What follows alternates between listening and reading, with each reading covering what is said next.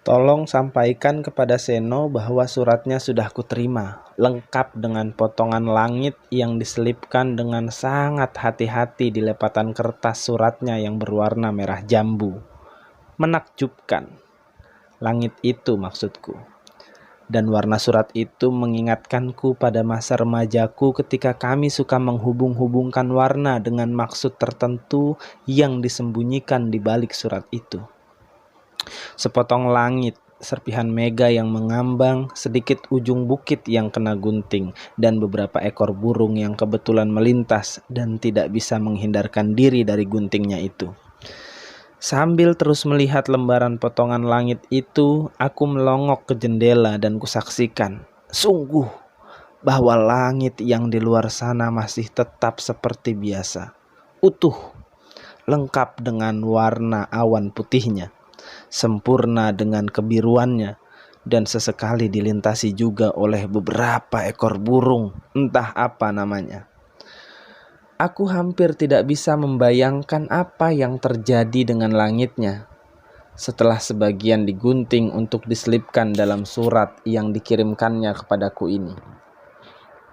Aku membayangkan rasa sakit yang tak ada batasnya yang telah menimpa langit itu, sementara sebagian pesonanya diambil hanya untuk menyeratkan cintanya padaku. Aku masih perawan, namun sering mendengar dari ibu betapa sakitnya ketika melahirkanku. Itulah yang kubayangkan dirasakan langitnya ketika dimanfaatkannya untuk melahirkan cintanya padaku. Katakan padanya, apa begitu perlu menggunting seserpih langit itu kalau sekedar untuk membujuk, katakanlah memaksa seorang gadis seperti aku ini agar yakin bahwa cintanya seperti langit itu?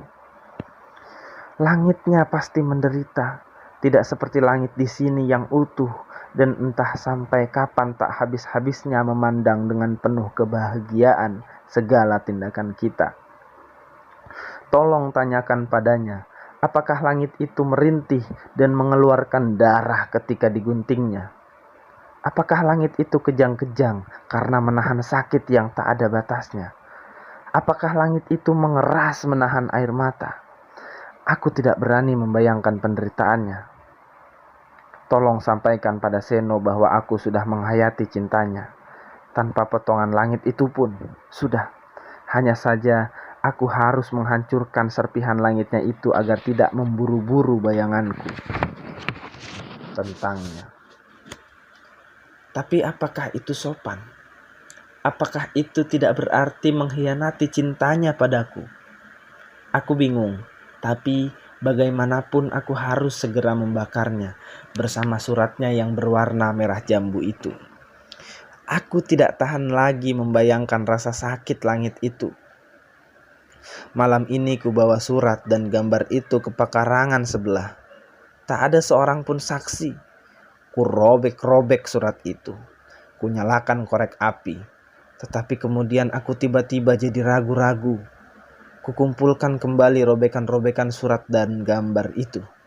Kususun seperti teka-teki potongan gambar, lalu kuperhatikan dan seketika rasa sakitku bergolak. Seperti apa yang kubayangkan tentang langitnya itu? Aku harus tabah, harus. Tak ada pilihan lain.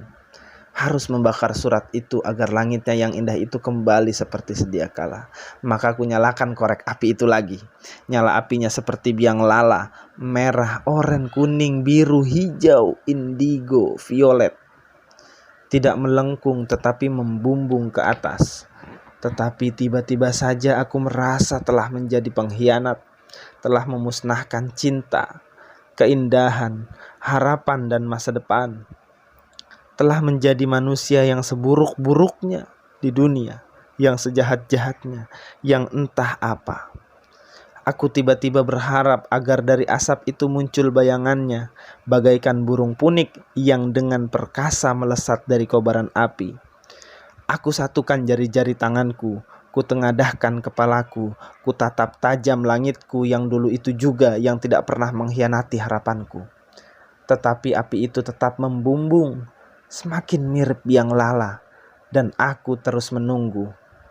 Sampaikan kepada Seno bahwa aku akan terus menunggu kobaran itu sampai diriku menjelma asap, menyatu dengan biang lala itu, membumbung ke langit yang setia yang tidak pernah meninggalkanku.